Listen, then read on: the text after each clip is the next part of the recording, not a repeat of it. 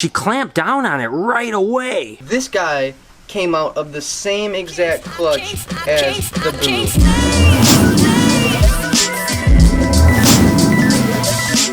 Hey, good morning everybody. Welcome to the vlog, and here is Cookies and Cream, my two-headed, high white, black and white California king. Now, I do have a little bit of a dilemma today. I told you guys when I got these that they weren't eating and that there was some risk for them even surviving or ever eating on their own or anything. Now, I had them for a couple weeks and we've tried pretty much everything. Frozen to live to scented to all kinds of stuff, and they have not fed. Now, I think it's very important for these girls to not lose weight because we don't want them to start depleting, because then we're on the downward spiral, you know what I mean? So I think what I'm going to have to do is assist feed today, and I've got a technique that I'm going to use, but I have a little bit of issues with that, but that'll be a little bit later in the vlog. As for now, I'm going to go next door and check out that ball python prototype from Reptile Prime because I want to see how that girl's doing.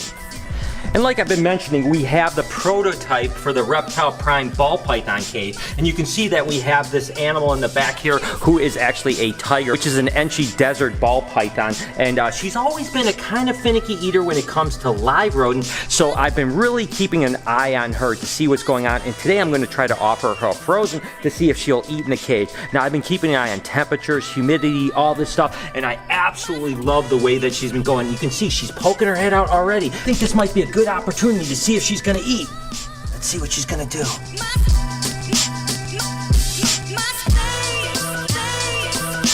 She's pretty interested. I actually think that I'm going to go ahead and just leave it in there and come back and see if she eats. Now, in the meantime, I did want to tell you guys something. I know a lot of people really love these Universal Rocks type of backdrops, and I've mentioned before that we're going to be doing a Universal Rocks Academy where we're going to be certifying people to kind of become a contractor for Universal Rocks. That way, if you want to build reptile cages, you want to do waterfalls, you want to do outdoor landscaping, if you're motivated, you think you're artistic, you like to work, you definitely want to make some money, I am excited. We finally launched the website, so I'll put a link in the description. The first class is in the middle of November. There's 12 slots open, and that's it. And you'll get a region of your area so that you can do, again, you could do custom reptile cages, you could do man caves, you could do outdoor rock work, whatever you might be. We're going to teach you how to do everything and teach you how to run your business so that you can be good, or if you have a business, how you can enhance your business. So check out the link down below, definitely. I'm going to come back and see if this girl eats. Alright guys, taking over my dad's vlog for a minute, and me and Eric, we're just going to showcase a couple really cool baby ball pythons that we have gathered recently. The first one we're going to show off, you can take over, Eric. Which one is this?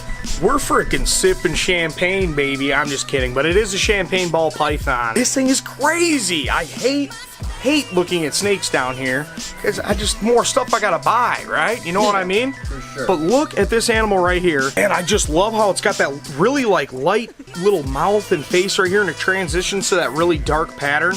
It even has a paradox spot, just these little kind of stripes going down the side. This thing is sick. Okay, so here's my dilemma with Cookies and Cream. Number one, I'm not sure which head is gonna eat, if both would eat or not. I've noticed that the right head seems to be dominant, so I'm gonna guess that the right head was gonna eat. Now, I just feel like I can do a mouse tail. There's not a lot of nutrient in this, but I think that I can get it in there, and what I'm really trying to do is get a little bit of nutrition in there, but more importantly, I'm trying to teach it how it's gonna actually eat. So if I put it in its mouth and it kind of eats it down, that's sort of training it to eat. So I'm definitely nervous about this one, but I think that there's nothing we can do other than to just really gently hold their heads and try to see if I can't just get her and get that in there and see what she's gonna do. She clamped down on it right away. That's a good sign. Now the question is she gonna eat it? Right head actually dropped it, but the left head actually just bit it. I didn't even have to try to open its mouth, so that might be a good sign. I don't know what I'm doing exactly. I'm not sure what head might eat. So I'm just gonna hold on to it for a second and see if they do something. If they don't do anything, I'm gonna go ahead and set them back in their cage. But for right now, I don't wanna stress them out anymore, so I'm just gonna hang on to them. Again, I'm kind of learning right along with you guys. I'm not sure what's gonna happen here. Seems like it's starting to try to eat it.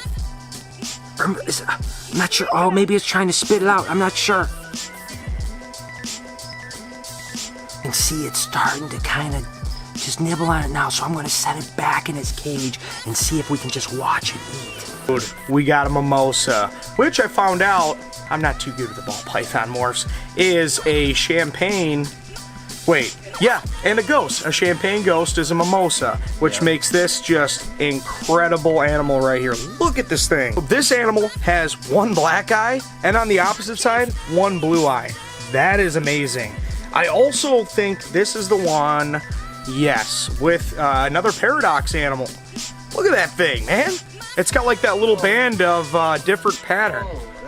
Yeah, I love the paradox stuff, and I love the mimosas, man. I can't say mimosa too loud here. Mary's gonna come over here thinking we're drinking, okay? You should see her and her family. They get pretty wild on that stuff. Mimosa, this is the way to go. I'm buying one of these. You guys better buy this so I don't frickin' buy it. This thing is crazy. Look at that pattern, man. It's got them circles on it. Very, very neat. Very, very cool. One black eye, one blue eye. Just like how you're gonna look after I knock you right out. Hey, bro. Just relax.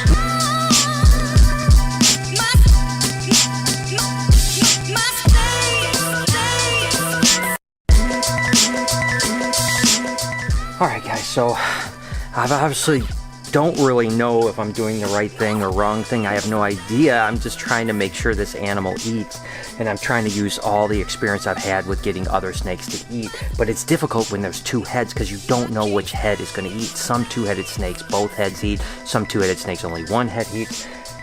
It's been quite a while. This animal's just been sitting here not moving at all. I think what I'm going to do is actually pull it out and try the other head. I don't know what else to do. I hope I'm making the right choice. And wouldn't you know it, while I was messing around with the two-headed snake, I went to come back and check on this girl, and she completely ate. Already missed it. I was hoping to time-lapse her feeding. Oh my God, some days it's hard to film, guys. It's not as easy as it seems. You've got to be in the right place at the right time. Oh my gosh. So anyways, good news. This girl ate a frozen rat, which is absolutely incredible. And again, check the link in the description if you guys are interested in being involved with this. Let's go do a few more things, and then we'll check on the two-headed snake in a minute. Okay, so I'm with Jessica, and we have some more gargoyle eggs? Yeah. Oh my God, which pair is this? So this is that blotched pair, so Wednesday and Leviathan. Okay, cool. You can kind of see Mom in there. Oh yeah, there's little Mama tube. in there. All right, so let's go ahead and see what kind of eggs we got. It's so exciting to be producing these things. It's so cool. No. Oh, there's one. And they're always come in sets of two. Uh-oh. Oh, there it is. There it is. Here we Awesome. go. You think they look good? Yeah, no, they look good. Do you want to see the first ones that hatched out? Because they were from her. Oh yeah, let's take a look at them. That's awesome. Here's one. Oh my gosh, they've gotten so big. I mean, look at how big those things have gotten. Really beautiful. I tell you what, that's amazing. This is one of the ones that has like the least amount of color, actually. Oh my gosh, that's cool. And again, they fire up, so they kind of change color. They'll get lighter, darker, and stuff like that. But it's amazing that just literally a few weeks ago, those hatched, and they're already like double the size. And this is its sibling. I really like this one. Look at that orange. Oh my gosh, that one is cool, and I love the pattern on it. I mean, that thing is so gorgeous. Take a look at that. That's amazing. Wow, that's cool. And again, this is from the pairing that just laid eggs then. Yep. That's awesome. So, all right, well, we're keeping on going. Oh, and we're actually going to probably get some other gargoyle geckos from Tiki's Geckos. So we've been working on a deal with them. So hopefully maybe next week we'll have some. Yeah? Yeah. Awesome. I can't wait.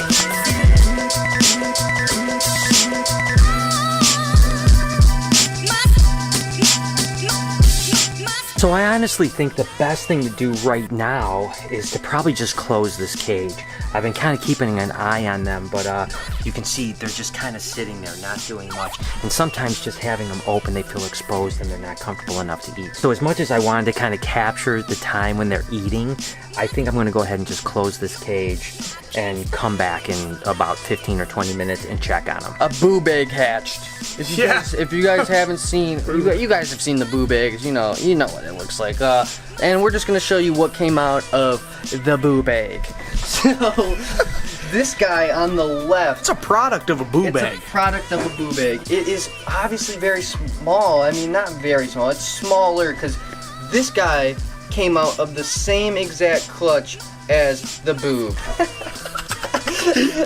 I don't even know, but it is like, I don't even know. Take over, Eric. I'm gonna take over here. Facts on me. This is cool to me because these are clutch mates right here. These were from the same Exactly. clutch, brother and sister, brother and brother.